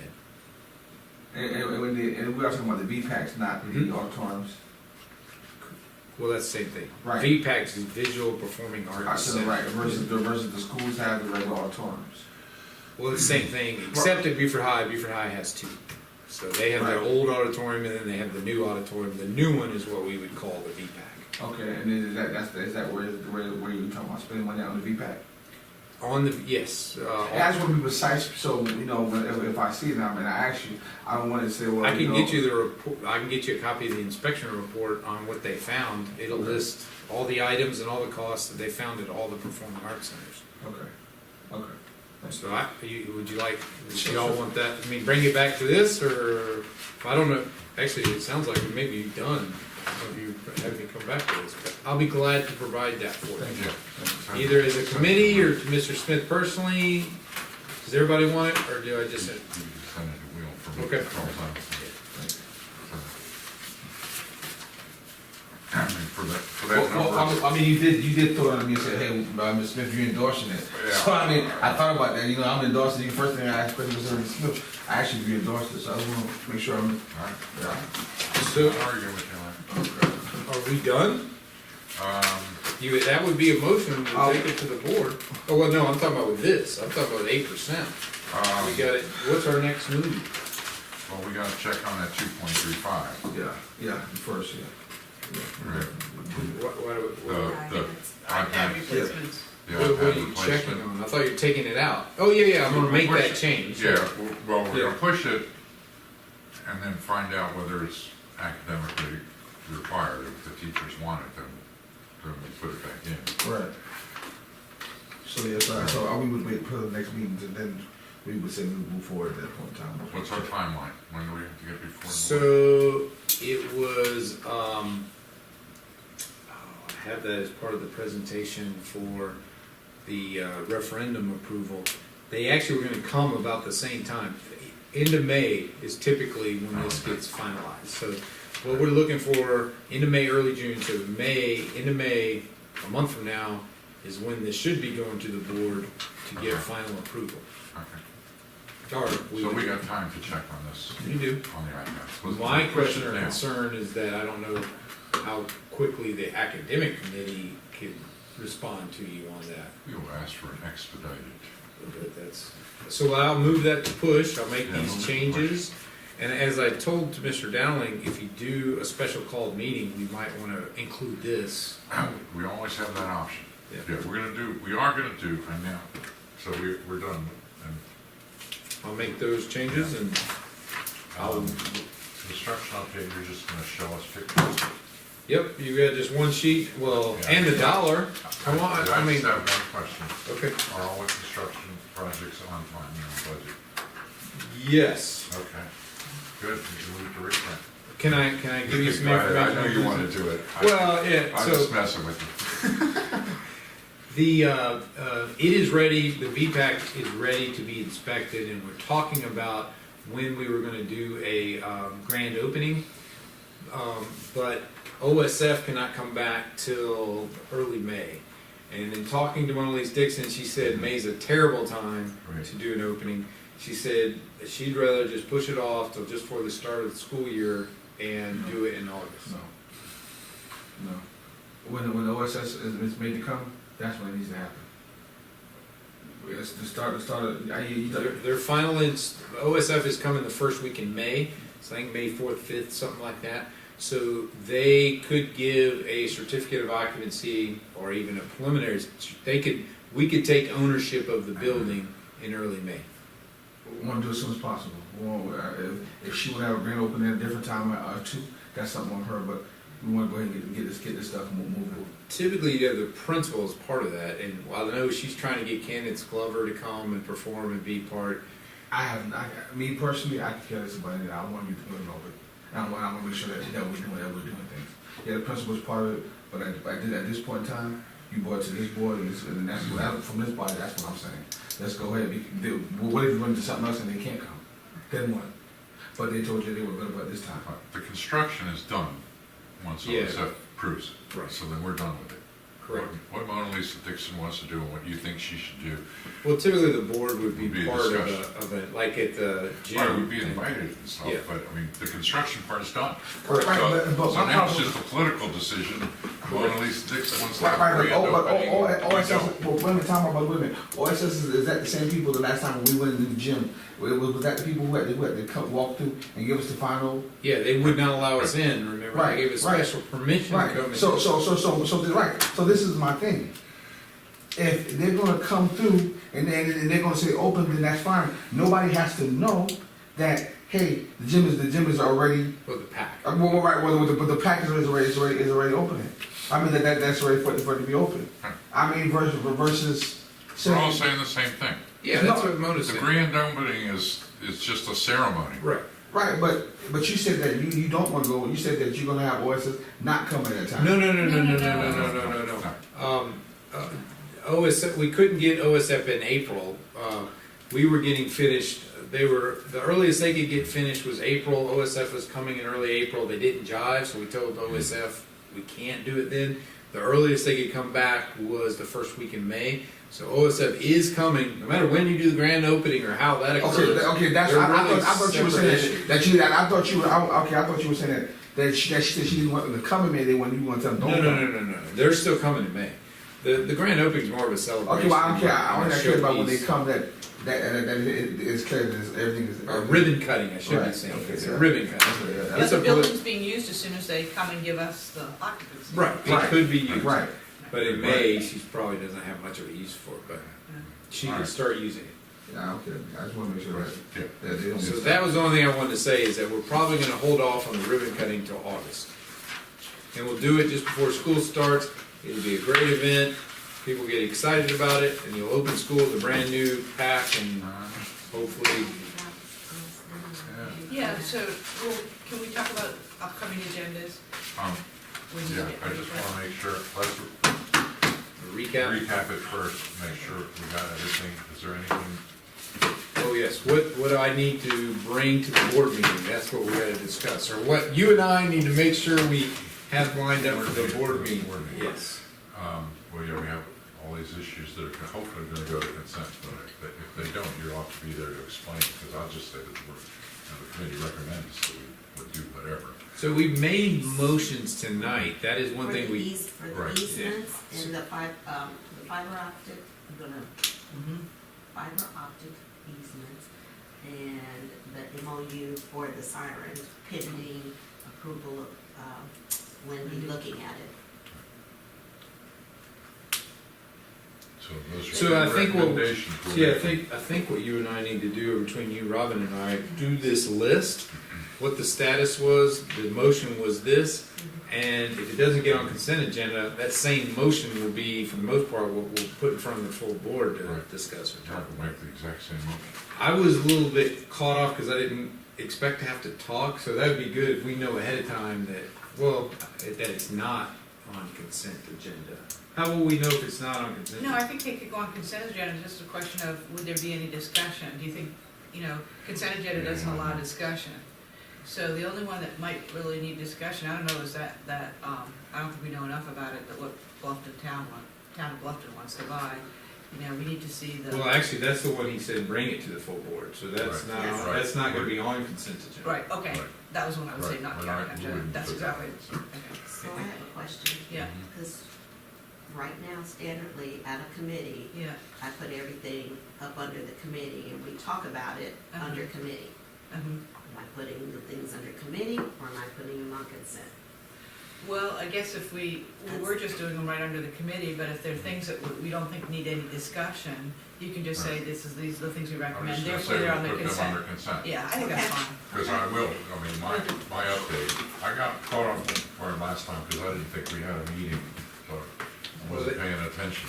And, the whole thing on the custodial and maintenance, it had been a meeting before, we Well, just that- left it okay, off, we and I was just like, put it, oh, I don't even remember. because we didn't, That's what because caught me off that guard. one should have been approved, because it was a PE. Yeah, it was over a month ago. Right. And it was, from meetings before, that's right. One meeting before, but we don't have any PEs on here, and the only thing that we're putting now on here are the motions that are Yeah, coming out of the committee. There are no Ps. Right. And the one motion that has to go to the full board is the town of Bluffton. It's not even a motion, really. No. Well, it's They a, need to know, right, It says motion to move to full board okay, that's for a, discussion, so is that considered, it's, I mean, for the most part, it's presenting that letter from the town of Bluffton, okay, so that I don't want, requesting that they want to purchase the property. But, yeah, our and motion you was can just say move to that full board. your committee didn't. Right, we have Make no it- recommendation. no, we you just did not weigh in on it, move right. to the full board.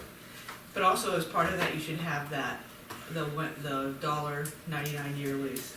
Yeah, I need to get a copy of the Yeah, that should be in there as a as board of doc. what year that Yeah. we're Copy of in. the MOU, yeah. Okay. I'll ask for that today. I agree with Will, I mean, that's, just because they have a 99-year lease for $1, doesn't mean that that's forevermore either, in the sense that, it could be negotiated or changed, or, with both parties agreeing. But if you, I'm just thinking in my head, and this Yeah. is, if the town of Bluffton, if we canceled it, and, let's say sold it to Wendy's, because they want to Yeah. build it, you, good luck getting your building permit through the town of Bluffton, Yeah. you just kicked them out of their building. That's the way the world works. Yeah, Yeah. Yeah. Well, we want to deal with it, yeah, and if we got a $6 million offer for it, then we would factor in the legal costs of that lease. Yeah, And the exactly. challenge. But I don't know how it's worded, so that's where we need to get a copy. All right, so, the fiber optic real line, school interest, there's nothing to do about that other than informational. Those should give a consent agenda, there's not really. And then review of the CIP, we have one item that we're following up on. And if it goes to consent agenda, do we need to provide those documents in the packet? Yeah. Okay. It's Yeah, still- I still put it on. Okay. Just in case somebody wants to pull it off. So, Right, exactly. Okay. All right. okay, that's right, yeah, I think, you're comfortable, right? The question would be how you're gonna talk about, the Beaufort High School entrance. I mean, just know as well So that's, there are several options on Yeah. that are being discussed, and it's a long way from a decision, because the engineering hasn't even been done. Yeah. So that's just, I don't have to put that on No. the committee, that's just in your report. It would be if you wanted Yeah, It's to. just Yeah. right, because, Committee it, report. yeah, It's just a that's very nothing high about level, that. gentlemen, and Right. I know because I've been in multiple meetings about that Already, region traffic yeah. design, and I know it's a long, long way from being a design. Mhm. Well, in all Lots of honesty, complaints. when they started talking about going completely through our property through Meridian, I was like, I didn't think, it's like, that's a lot of road, that's a lot of cost, I can't, you're gonna put them on a residential street, but then I started seeing how much pushback they were getting from that commercial property, and I started Oh, yeah. realizing, Right. oh yeah, he may There's a actually shopping be. center right there, the owner of the shopping center has some influence, Yeah, and they wanna redevelop that shopping center into a more high class. Now it's, Dollar General kind of place. So they're taking advantage of it. oh yeah. They're taking advantage of that, of us wanting to go through. All right, so that's the recap. Now, An agenda item. So Earl wanted to put two items on the work session agenda, but I have decided one should go to you and one should go to academics. And the one that should go to you is Herbert Glaze talking about some track and field. The facilities of the track and field at all the high schools. And it might be something, I understand that you're already talking, the athletic fields and the community committee. Well, there is athletic improvement. What he is wanting is, like track resurfacing. Yes. So his track is, we replace them right now every 10 years, and they're in year 9, and it's showing, it's worn, it's showing its age, but it gets replaced last year, and he wanted it replaced this year for the most part. That's his main issue. Okay, so it was couched to Mr. Campbell for about all the high schools track and field. So what he would be asking is that we would replace them more often. Instead of every 10 years, at that point, you're saying, okay, we're gonna start replacing them every 8. And he may have some questions about other equipment, how often we replace it, so. I'd kinda like some more specifics about, I know his that's a discussion he should be having with you, yeah. Yeah. not with the committee. Yeah, I agree. He Well, doesn't need to come here. The committee would be, and I can bring it back.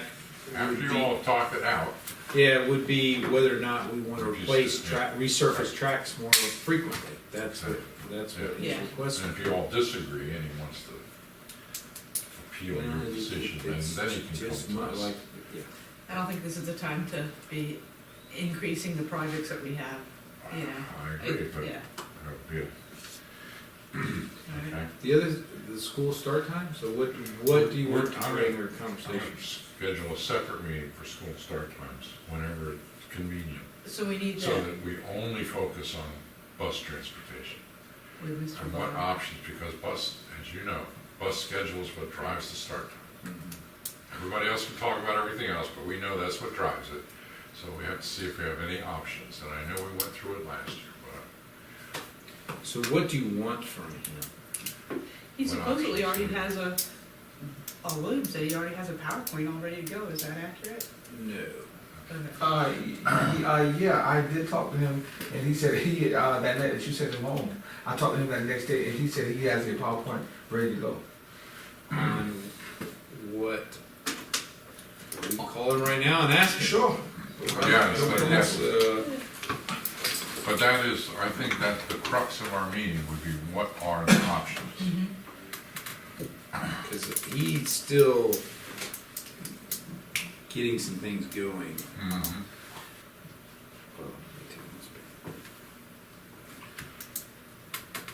And what's the date we're looking at doing this? Have you come up with a date? Whatever's convenient between now and the next meeting, So within the next month. Yeah, Eldridge, next couple good weeks. evening, how are would be you? perfect. Can I put you on speaker with some of the board members? We're having a conversation about a presentation from you on, school start times. And when you might be able to have something to get, well, here, let me put you on speaker right here. I've got, Mr. Smith, Mr. Scrivenger, and Dr. Watts in the room, and they're wanting to come up with a time that you could present on school start time. And I didn't think we were ready, but Mr. Smith said he talked to you and you have a presentation, thought, or had heard you had a presentation ready to go. I'm close to finishing St. Helena's now, so I would have to reach out to the other ones and see what they can. I can do one on St. Helena right now. Right. Oh, so when you were saying is you're done with, Okay. so he's been focusing right now on St. Helena because we've had some issues with management there, and that's where his focus has been predominantly. So I would think to have a district-wide discussion on start time. Well, what's the estimate time that you think you could be finished with this with this PowerPoint, Mr. Black? The end of next month. You said the end of when? What's this? April, the end of May. Ooh, that is too far out. Yeah, I was gonna say, Too far out. That's too far out. I think that sounds what I would expect if you're doing a district-wide conversation on start times. Yeah, that'd be district wide, but I could probably have that together within 2 weeks. On St. Helena you're talking about, or? Yeah, because I've been working on that already. Anyway. No, All right, when you said, We need the full district. well, yeah. When you said, I thought you said you were wrapping up now. And when you said by end of May, I was thinking you were talking about the other side of the broad. No, that would be for. I probably could get the 8.2 done, but the other one I would have to need some time. All right, that's what I thought, Elder. Oh, go ahead. Okay, you get with him, Yeah. you know what we need, Yeah. find out when he can do it. Yeah, All right. that's like, for St. Helena, that's pretty easy right now. All right, that's what I thought, Elders. Thanks, appreciate it. Okay. All right. Bye. I just, yeah, he was, Oh, maybe I missed. what he was telling you, now that makes perfect sense. All right. That's what he is focusing Yeah, I on. know you said I was going to ask somebody. Did you lie to me? All right, we got that one. No, he, You're gonna get with him the earliest, the best, because, it just got assigned to us. We could have a meeting without that, just to talk generally, but I don't see what that's that kind of would what I do. presented at the last board meeting. That's why I was kind of wondering, what are we gonna be presenting? Yeah, this is that really throws us off, and I'm gonna tell you straight up, I'm not happy with it. I mean, I think that it can be done in a more timely fashion. There's a lot of other things going on in transportation right now, and he's dealing with trying to get the management of St. Helena together, and that's why he knows that. We're also rolling out some software that will allow parents to know if their bus is late, an app, and I think that's really important, because that's what we're hearing a lot of concern. What's that? That is really important. So, I mean, those are the things I'm really wanting him to focus on right now. Right, but that school start time to me, that's more important than the app. But I mean, and my thing is, I need to done quick, fast, and in a hurry, like yesterday. That's mine. That's all I gotta say about it. I'm done with it. I need it done quick. I mean, I am only one person. I mean, you still have. Well, my question is, what are your expectations? So what he's trying to do in 2 months is trying to work on the efficiencies of the routes, so that, or what I've tasked him to do, and I expected it was going to take him 2 months. See if we can start moving those start times closer together. I mean, right now there's an hour. Can we improve efficiencies so that they can, even if it's 5 minutes, 10 minutes, 15, can we start pulling them together? And that's not something I want to see him rush. And it's just going to take time. That's the crux of the issue. That is the crux of the And issue. he's new coming in, and I think Reduce that turnaround time or not? Right. If you can't reduce the turnaround time, well, you can reduce the turnaround time with other things losing out. So that's, Exactly. and yeah, we've been through all that. And when I'm saying, what I'm talking about, to me, we've got issues at St. Helena, they've got to get resolved. That needs to be his primary focus. And that's what he is focusing on, so. And how long has he been with us again? He started in February, late February, so March, he's been here 2 months, 2.5 months. So yeah, you're asking a lot of a guy that's still getting, Can you do it? no, Okay. I can't. Why not?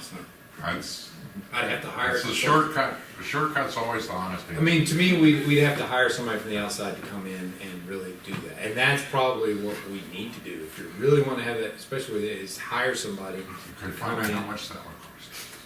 He was supposed to find that out. Now, he may not. Find out how much that must. That I can look into. Because yeah, having external verification is always preferable.